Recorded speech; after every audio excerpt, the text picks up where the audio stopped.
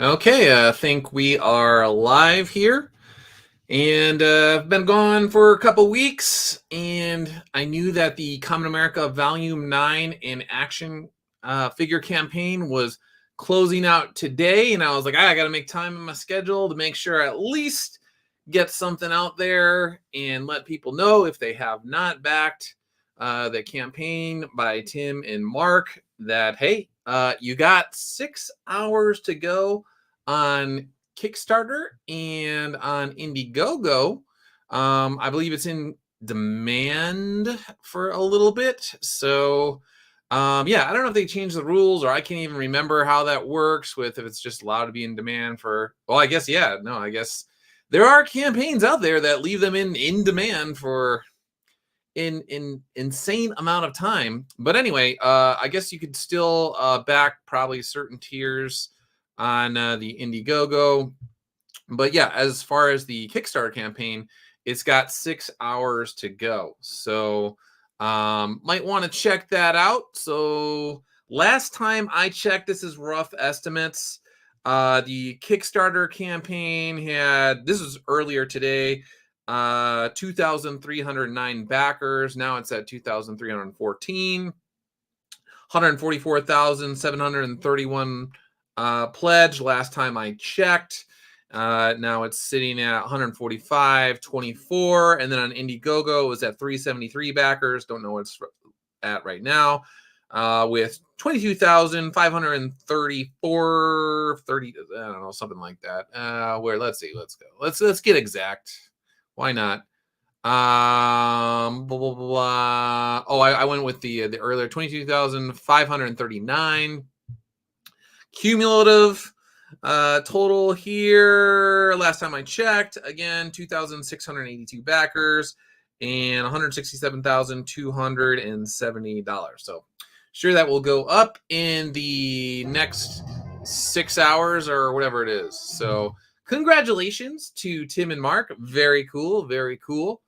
And then I just wanted to go through a few other things. Let's see here. We have Boink. Soulfinder rosaries are also the Memento Mori ones that I shared a while ago. I got an update today that those are just about done. Mr. X, thanks for tuning in. I appreciate it. So the Memento Mori Soulfinder rosaries, they are just about done. They will have them done by Tuesday of next week, and then they are going to mail them to me. I will probably mail a batch down to Texas, and I might make some available to people like down the down low, just a little early. I might bring some to North Carolina. Oh, that's what I got to talk about too. Heroes Con. But these will be available whenever I get around to finally launching a campaign. I will have these included on there. And I said on Twitter, I was like, hey, listen, I'm like a slowpoke with all this stuff, but it's really because I'm trying to get all my buttons buttoned, all my zippers zipped, all my snapped, all this sort of stuff before I put out the books and the merchandise and all that. I want it to be all the ducks in a row, whatever analogies and metaphors you want to use. I want to make sure everything is quality. And I know that Rugged Rosaries does a quality job. So like I said, here's an example of what they will look like. You got the little skulls there, kind of metal. And so, yeah, those will be available very soon. I am so close. Speaking of Soulfinder, earlier this week, so a while back, I approved the soft cover proofs, both the digital and the hard proofs. So if those books aren't printed by now, they were like basically going to print like late last week. They will be soon. They were in line, and I know that they were very, very close to being printed. So those are done. Today, I got an email, and I signed off on the Noctis Terrari proofs as well in the contract. So basically what I'm doing with them, so they have the traditional printing, the offset printing, and then they were like, we have digital printing now. Did you want to, just do the digital instead of like the more traditional? And I was like, well, I want to see the digital, and I want to compare it with the traditional printing. So why don't you do 100 digital for me, and then do the rest just like old school, like we've been doing, and I will compare and contrast. And if I like the digital better, then I can do it. If I don't, for whatever reason, then I'll just do my main thing. But so they were pushing the digital, and I was like, I'll check it out. Why not? I'll check it out. So I'm gonna get 100 of those, and then like, what is it, like 900 to like 1100. I should know the exact number, but anyways, a minimum of 1,000 of Noctis Trari are being printed, and then those will be ready for the campaign. So we are very, very close to all this sort of stuff. AL, thanks again for tuning in. If I didn't hit you up earlier, appreciate that. My mind is usually racing when I'm doing a stream here, trying to multitask. Also, as I said, Heroes Con is coming up June 14th through 16th at the Charlotte Convention Center in North Carolina. So if you're anywhere close to Charlotte, North Carolina, maybe think about heading out. Eric Canetti's going to be there, Timothy Lim, Mark Pellegrini, myself, obviously. And I got my plane tickets. They are purchased. Good to go with that. I'll be there earlier in the week. Plenty of time. So if anything happens on the flight out, I have a buffer where I know I will be able to get to the convention in time. I'll probably spend some time eating some barbecue or something along those lines. Who knows?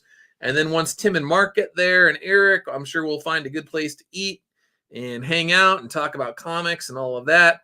I got with the guys down in Iconic Comics in Texas a couple days ago. I got with Tim, and I said, hey, do you mind if I send you like books since you guys are driving up?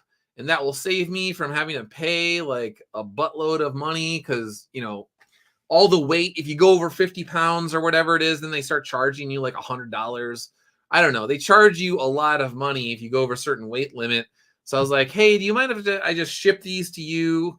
And then you could drive them up, and that will save me a bit. Tim and Mark are kind enough to do that, so they will be driving my books up.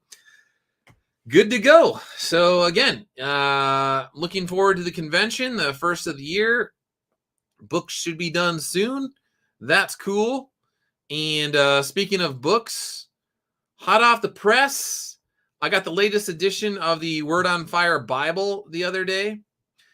People that have followed me for a long time know that I have given out Word on Fire Bibles, the leather-bound Bibles, and just the regular softcover versions as Doug prizes over the course of the years.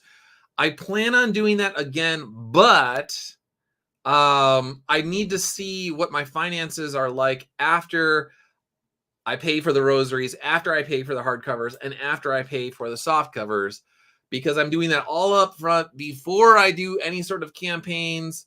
And the world is a lot different now than it was pre-COVID in terms of doing books and all of this stuff and finances and charges, and everything is more expensive than it used to be. So I was blessed enough to be able to do all of this on the front end and just pay for stuff and then try and recoup my costs, and then also get money in order to properly pay Matt Weldon and everybody else for Soulfinder Volume 5, which is in production as I speak. So, but everything is more expensive, and I don't have the quote unquote disposable income that I used to have back in the day in order to just do all of the Doug prizes. I used to do many more Doug prizes than I used to. So, let's see. All right, little Chad, thanks for tuning in. Appreciate it.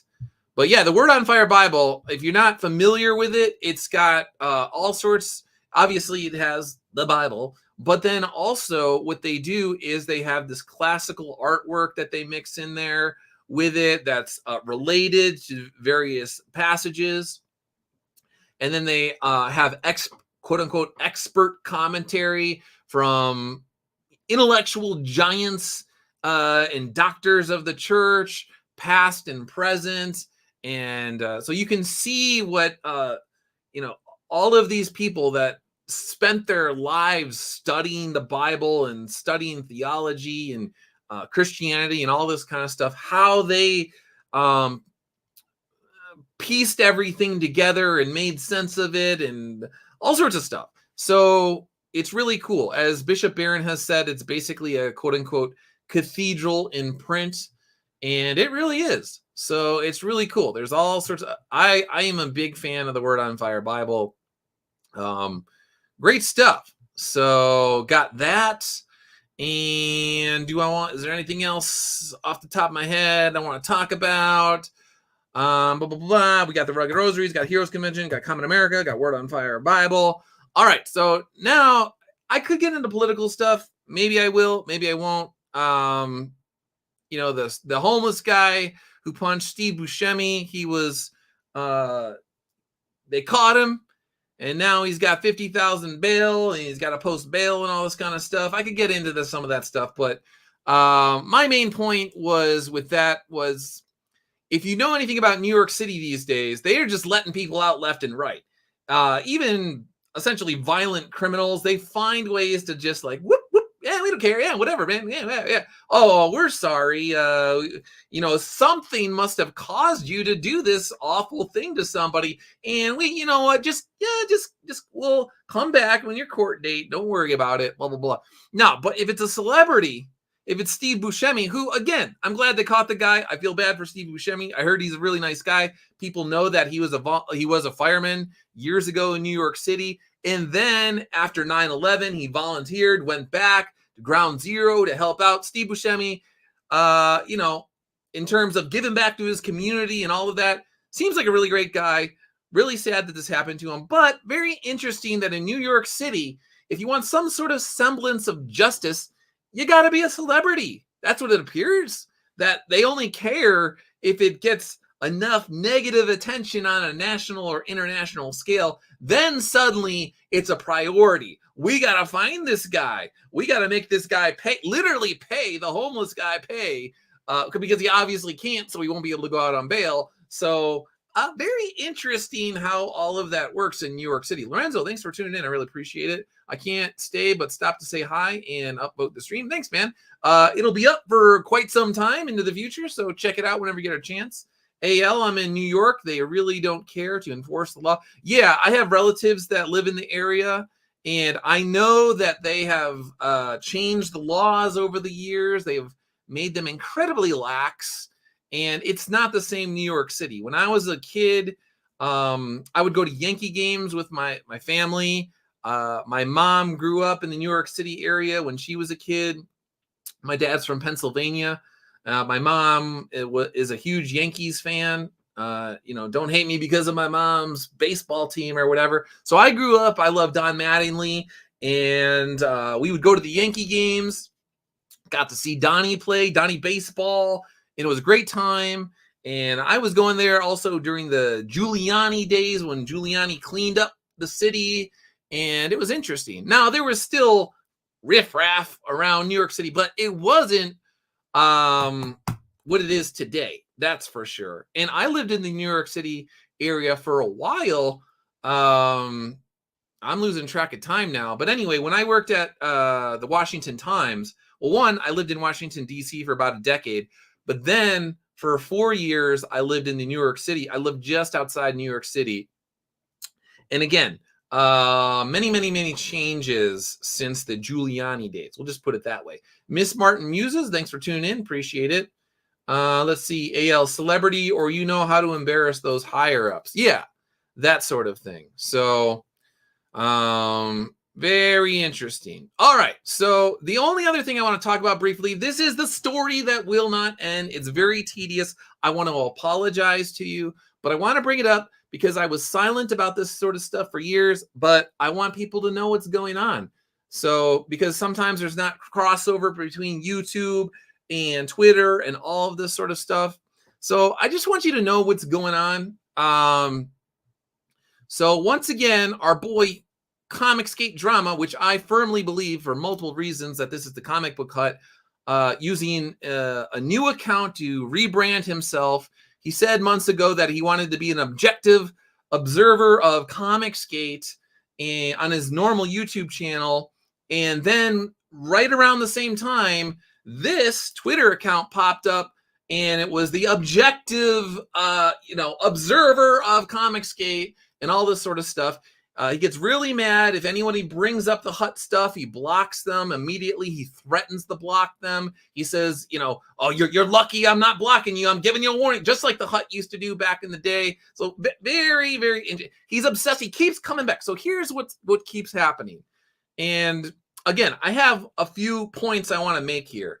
I want to say thank you to everybody who understands what's going on. So this thing got 3,000 views, 113 likes. Back in the day, if this was 2022, how do I say this? My feed would have been filled with people calling me every single name in the book. But today, it's a different story. Why? Because I keep dropping receipts on this people. Anyway, what this guy does is he monitors my feed. And what he's been doing is he finds something that he could then use the commentary for to rile up all these guys who said they wanted nothing to do with me years ago. They rile me up. And then what happens is he gets the attention of our old friend Ethan. So this is back in March, where he's like, nobody gives an F about Doug Ernst. Well, you obviously do, because then again, every time this happens, then it comes back to me and blah, blah, blah, blah, blah. The other day he does it again. And then our old friend here, Doug Ernst, is such a dishonest slime ball. He has a spiritual Tourette syndrome and can't stop confessing what he did, even as he refuses accountability. I thought you didn't give an F about me. I've got to get away from these people for my own sanity. Says the guy who is literally Thomas Royaloop did a video of him throwing his keyboard across the screen just a couple days ago. Anyway, my point is I'm doing my thing on Twitter. I'm not talking to these people at all. They find an excuse to bring up this stuff from years ago. And it's really annoying. But thankfully, people like Nerd Wonder, if you're out there, I just want to thank you. Because I have people that, again, Doug Ernst is a dishonest slime ball and all that. Nerd Wonder comes out. I start sharing receipts on this, proving that this guy is a liar, including new ones. And Nerd Wonder says he's incredibly Christian.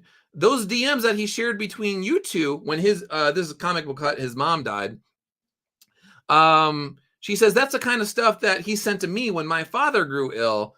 And he even saved a rosary to give to my Catholic mother when we met a few days after my father's death. Doug understands the pain of loss and wants to help us all. So I want to thank Nerd Wonder. You didn't need to do that. You didn't need to talk about the rosary that I gave you. You didn't need to talk about the DMs that I sent you after your father died. You didn't need to do any of that because, of course, now she's got a target on her back because she said something nice about me. And she said something nice that showed that this guy right here trying to act as if when he came to me and said he didn't have money to bury his mother when I gave him money. So his mother, he said, again, his Catholic mother could have a proper burial. Now, these guys are all saying that it was hush money, that really I was under some sort of weird threat where I don't even know what. The whole thing is really bizarre, but it keeps coming up again and again and again. It's the most bizarre thing. And I'm just like, again, one, thank you to Nerd Wonder, and thank you to everybody who said all the kind words. I appreciate it because you didn't need to do that, but you are. But again, here's the kind of stuff. I have receipts for days on this sort of stuff. This guy, the same guy who said that I twisted I was like, oh, you got to do a $10,000 campaign. Literally his own DMs. He is the one who told me after looking at my invoices that he needed to do a $10,000 campaign. This is him. It's not me.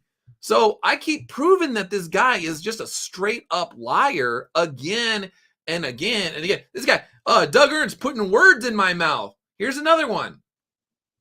I want these guys to know that I have receipts going for years and years and years. And I'm just, every time they just do this from now on, I'm just going to be like, you know what? Here's another receipt. Here's another receipt.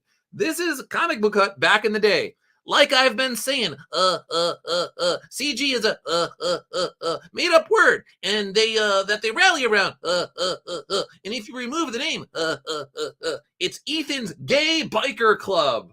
I didn't say that. He said that. That's his opinion. But this guy went and tried to make it seem like I somehow magically beamed into his mind all the things that he said for years and years, including, as people are pointing out, thank you, Dean and Vicky Investigations, for saving the stream that went down the memory hole, where he admitted on his own stream that he was doing videos on Ethan and Comicsgate before he even knew who I was, before we even really talked or anything, all this sort of stuff. So it is absolutely insane that this guy again and again keeps posting this stuff. And what he always does, he likes to post this video, which went down the memory hole as well. So he's got like a 36-second clip that shows that, oh, congratulations. When you told me, hey, Doug, you know that clip of Cecil saying that you should have rusty instruments jammed up your butt? Can you send that to me? Yeah, sure, I'll send it to you. Send it from. All right, so this is what they like to send. Like roughly a handful of clips that are 15 seconds to 30 seconds long that he requested. Let's go through them, shall we? Ethan on Clint. What was this? All right, this was Ethan saying back in the day that Clint Stoker would be a traitor to Comicsgate, and John Malin said that he would be crossing the picket lines, and anyone who goes to Kickstarter, and all of this was surrounding talk about Iconic Comics and Timothy Lim going to Kickstarter as well. So if you go to Kickstarter, you're a traitor. Anybody who's on Kickstarter, Iconic Comics, they're traitors. You don't want to back anybody that goes to Kickstarter. Clint Stoker, Iconic Comics. All right, so that was that video. He asked me for that. Ethan Dracula. Ethan waited until Clint Stoker launched his Dracula campaign and then started saying that he was a traitor to Comicsgate because he considered going to Kickstarter. Again, all of this involving at the same time conversations about Iconic Comics, Timothy Lim, Mark Pellegrini being on Kickstarter as well. So you have the proper context for what all these conversations were about. So it was about making sure that you hurt Clint Stoker's campaign because he dared to say, hey, maybe Kickstarter is a good decision. I don't know. No, Clint, we're going to treat you like Iconic Comics if you go to Kickstarter. Okay, so there's that one. Here's EVS obsessed with Timothy Lim, Douglas Search. All right, so what's this video? This video was basically every few months, what this guy would do was bring up Timothy Lim in his video and tell people that Timothy Lim is a piece of crap. That's what he would do. And then he would be like, yeah, you know, Comicsgate would be a whole, and it would be so much stronger if Timothy Lim hadn't done all the horrible things that Timothy Lim did back in the day. Timothy Lim sucks. Oh, and guess what? I wish we were all, you know, why are so many people fighting in Comicsgate and Indie Comics? I don't understand. Timothy Lim sucks. Timothy Lim sucks. Okay, so that's that video. 15-second clip or whatever it was. All right, Richard is the principal Skinner of Comicsgate. All right, what was this? All right, this was Richard C. Meyer. I probably shouldn't have sent this, but I was mad because he deleted every single good thing he ever said about Iconic Comics. When, again, what was the clip? Richard saying that Iconic Comics was the gold standard in fulfillment of comic books. Richard said that. I didn't say that. Richard said that. He said Iconic Comics is the gold standard. If you're doing indie comics, you want to do it the Iconic Comics way. That's what Richard said. Then what Richard did was he literally deleted all of the Iconic Comics. I did a stream on this. I literally did a stream on this. This was not a secret. This was publicly talked about by me on my live streams way back in the day. Okay. So he deleted everything when his own subscribers came to him and say like, hey, Richard, if Iconic Comics is the gold standard, why don't you live up to the gold standard? That would be a really good idea. And then he was like, Iconic Comics is too anal about fulfillment. They're making indie comics not fun. And they should really be less anal about fulfillment and distribution. That's, again, right after he said that Iconic was the gold standard. So I was like, what the heck, dude? Like, this guy deleted everything, right? So there you go. Wow. A handful, a freaking few clips that I was asked about. Say, hey, can you send me these? Yeah, sure. Why not?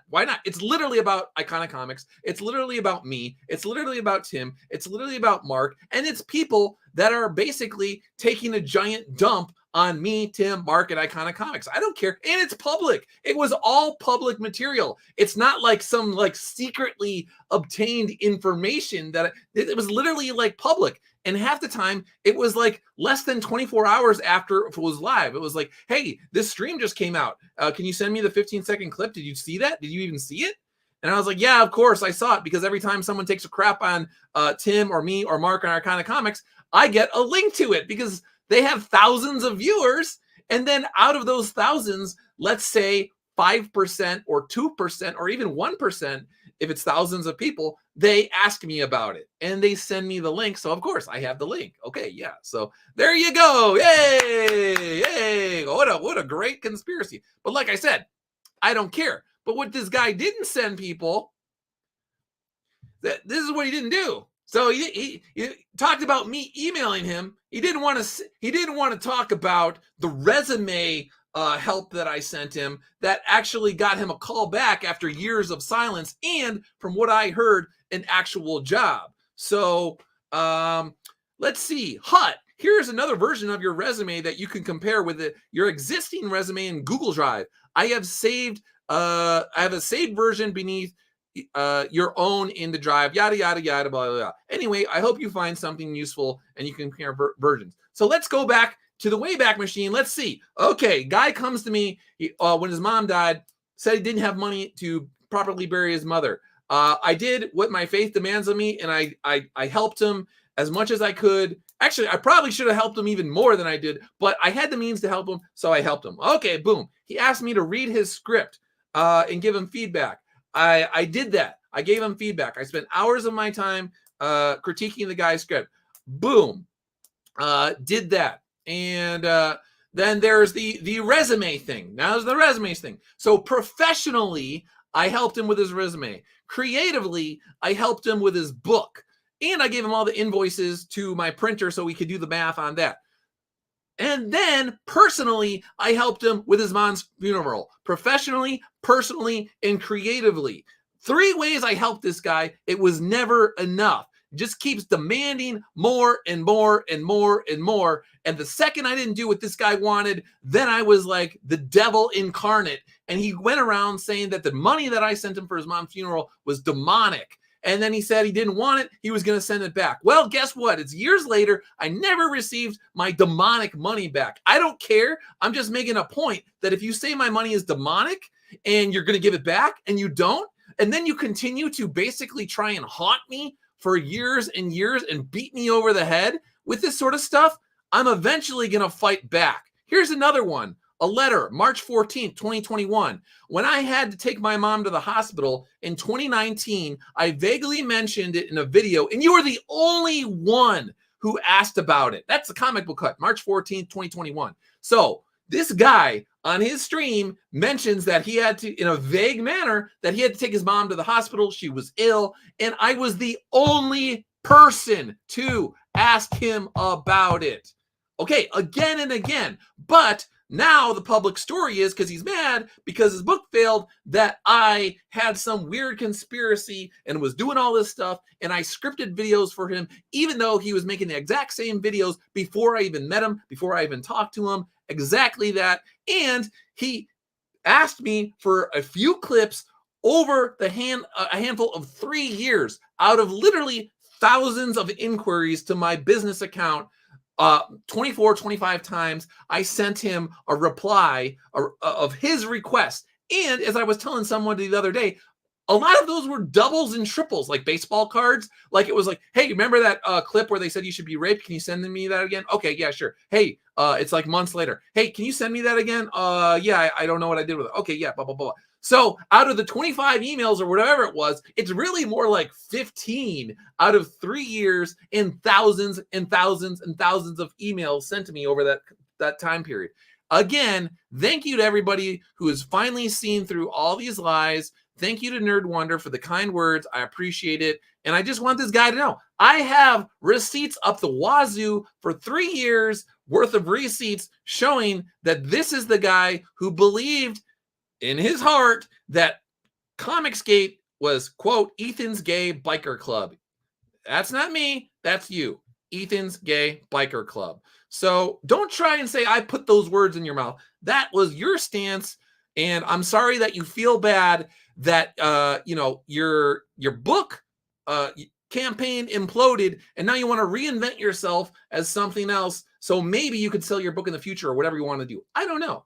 Captain Cummings, Doug literally had my family over when we drove through town and my wife's brother even came over.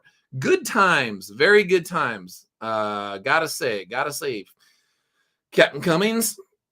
So anyway, let's see. AL, I'm not on Twitter. I'm glad I'm not. AL, unfortunately, you're never going to convince his sycophants that you're innocent. Yeah, that's true. But there are people that don't know about all of this. And that's why that's another reason why they keep doing it. Because they know that there are new people that don't know these stories. And so what they try to do is they poison the well before they have a chance to get to know you. So there's all these people out there that are talking about iconic comics, Kamen America, Black Ops, Arc Athena, Butch Killigan, Long Harbor, Punchline, all of these books. I apologize if I missed anybody. I'm just going off the top of my head. And they're like, what's this Soulfinder book? What's this Soulfinder book? So these guys know that. So what they want to do is they got to make sure that they poison the well against you.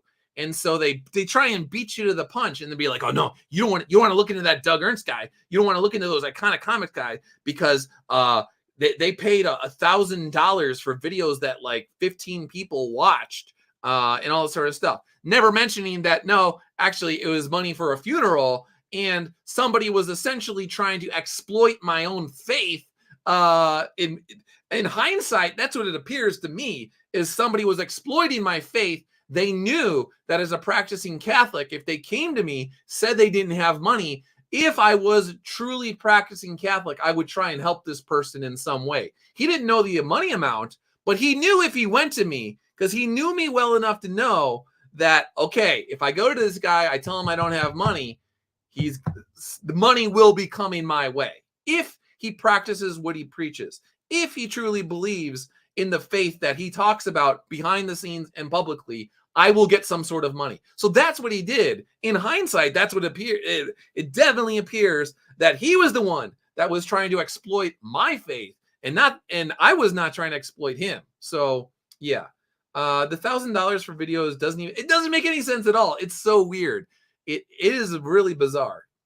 Mr. X, they hope to catch new folks. Luckily, there are others who will call it out. Yeah, Mr. X, thank you.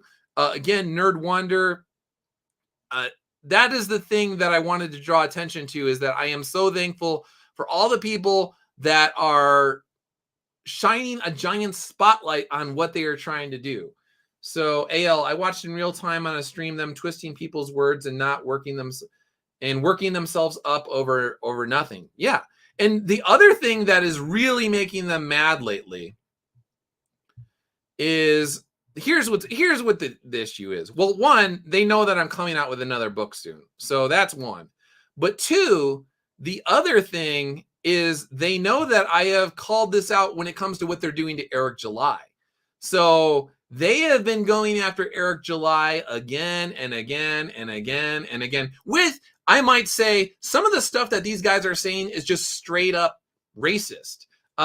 It is like they're doing this wink, wink sort of stuff where they will talk about Eric July and then in the background they start playing minstrel shows and things like that. and they're just like, oh, whoa, whoa, oh. And it's just like, what a coincidence. We're just playing a minstrel show while we're talking about Eric July and, you know, all these sorts of things. And you're just like, huh, this is very distasteful. We'll just, at best, we'll just say it's distasteful. But it's essentially racist. I mean, when you go out of your way to be like, bring up the black guy, and then suddenly you have minstrel shows playing, and I don't know. It's gross stuff, and they don't like that I am bringing it up and I am defending him, and they really don't like it that I don't have an issue with Eric at all, and that I have applauded his fulfillment and distribution efforts. I don't know about his books. I haven't read his books, but I know that on the fulfillment and distribution front, this guy has gotten out a ton of books when he said he was going to get them out. He's getting into animated stuff. He's putting that out. So anybody that's doing animated, like animation costs a lot of money. If you are doing animation and you're not crowdfunding it and all that sort of stuff, I mean, you're taking on a lot of risk, and I appreciate that. But so what these guys really don't like is that on occasion, I'll say stuff like this. Social media platforms often have algorithms that reward those who will say anything for clicks. Dishonest people will lie, knowing they, quote, win the engagement game no matter what happens. They either get away with it or the target responds, and that too feeds the beast. So again, I'm guilty of responding at times. I think you have to be pick and choose when you respond, because again, it's not cool when you see people lying about you to thousands of people on the internet. At some point in time, you're like, you know what? I feel like the truth is important. Somebody asked me privately, essentially about this, and I said, I feel like the truth is worth fighting for, and you do want to turn the other cheek, but sometimes the right thing to do is to just matter-of-factly state the truth. And if you have the receipts, to put them out there. You don't need to get into all this other stuff, but I feel like if you have the receipts, sometimes you should put them out. The vast majority of the time, the best option is to realize that time is your friend. Patterns emerge over months and years. People who matter will see the truth. It stinks to watch people disseminate lies, but you need to stay focused on the bigger picture as much as possible. Eric has done a good job with this gauntlet. Everyone has bad days, but he has a good strategy. So let's see. Philip says, Eric July is goofy, but they go way over the line. They are just upset he ships his books. Yeah, they've turned him into a sympathetic character. So no matter what you think of his books, again, I haven't read them, but no matter what you think about the writing or the art or whatever, if you keep constantly attacking somebody over and over and over and over and over again, and they're just sort of like doing their thing, you look like the bad person. You look like the bully. And sometimes bullies need to be punched in the nose for them to they don't get anything else. And so what you want to do with the truth, again, metaphorically, is you want to punch them in the nose with the truth once in a while, because that's the only thing that sometimes they get. And if they understand that there's going to be blowback amongst their own subscribers, if their own subscribers see that they're lying, then sometimes you have to do that. Even if it's only like 5% of their subscribers have a decent head on their shoulders and they could think for themselves. Like sometimes you want you want to present the truth to that 5% so they don't go out there thinking things that aren't true and all that sort of stuff. So, but yeah, that's the other thing I was going to say. So what people don't see is whenever these guys do that, especially with the hut stuff, there's this one guy who always, over the years, he has egged this on again and again and again in various ways, big and small. And this guy, years ago, he literally had my phone number. He called me on the phone and he DM'd me, and he wanted me to pay him to be an editor on the Soulfinder books. Literally called me on the phone, said that he should be the editor, and this is why I need to pay him to be an editor on Soulfinder. And I politely declined. I was like, you know what? Thanks, man. I really appreciate the offer, but no thanks. Tim and Mark read the books. My wife reads the books. I give them a close eye. I give them the people that I trust to read. And so far, it's been so good. The readers seem to really like what I'm doing. I'm learning as I'm going along, but I think we got a handle on this. So thanks. No thanks.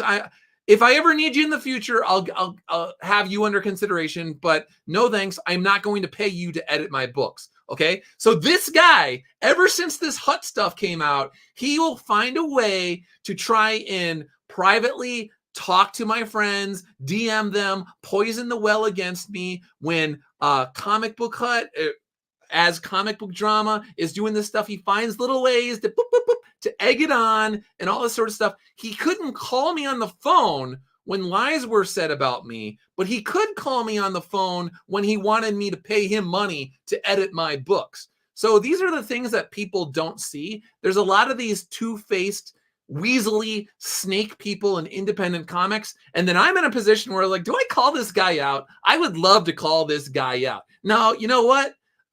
For now, I'm just gonna say anything. But one day, I would love to just put this guy on blast and be like, "Hey, remember that time you called me? You wanted to be editor on my books. You wanted me to give you money? That was really cool, dude. Very interesting. But it was very interesting when a bunch of people lied about me. You couldn't call me on the phone then and ask me about it. No, you had to start texting my friends and tell them that I was a bad guy and all this sort of stuff. Yeah, I know who you are, dude. You're a little weasel, snake in the grass, two-faced jerk. That's who you are. And if you're listening right now, I hope that you feel some sort of sense of shame because, again, you're a weasel. So, Glinzer, success is the best revenge. Keep up the good work. Thanks, man. I appreciate it. So, anyway, Bop, again, thank you to everybody. If you're just tuning in now, the Memento Mori rosaries will be done on Tuesday. They will be mailed to my house. They will be on the next Soulfinder campaign when I get that all put together after the books come in. The books are on track. The soft covers for Volume 4 should be printed already. They were like next in line or like right. So if they're not printed right now, they will be printed probably within the next few days. The hardcovers are on track in Noctis Terrari. I have digital versions, 100 of those, and then at least 900 of the offset printing, like traditional printing. Those will be done in the very near future as well. So we are on track, and I couldn't be happier with the way things are coming together. We're almost there, but you're never across the finish line until you're across the finish line. When I have the books and I look through them and there's no weirdo, strange things going on and they look good, then we'll launch the campaigns. Speaking of campaigns, Timothy Lim, Mark Pellegrini, they got a few hours left. Is it 6 hours or 5 hours left? All right, 6 hours left to go in the Kickstarter campaign. Kamen America Volume 9 and action figure Indiegogo is in demand. And so check it out if you haven't already. And one last time, if you are anywhere near the North Carolina, Charlotte area, June 14th through 16th, I will be there with Eric Canetti, Timothy Lim, and Mark Pellegrini. We'll be selling Arc Athena, Kamen America, Black Ops, Soulfinder. We'll be signing books for people. If I know you, if I see you from YouTube, if I see you from Twitter, and you come, I will make sure to give you a little tchotchke or something special, or I don't even know what. I'll find a way to hook you up if you go out of your way to drive to the Charlotte Convention Center. And if you go to Bell County Comic Con and I know you from YouTube or Twitter or Instagram or things like that, I will definitely try my best to hook you up. And I'll have new stuff when I get to Bell County Comic Con for sure. Really new stuff. So I will hook you up. All right, that's about it. Tillium, shalom, and good to see you all. Thanks for tuning in, man. I'm about to call it a stream. I just wanted to get the Kamen America news out there before this campaign ends. Some Soulfinder news. I don't want to just talk to hear myself talk, but thank you. It's been great to catch up with all of you, Mr. X and others, AL, and everybody. Really appreciate it, and I will see you guys later. See ya.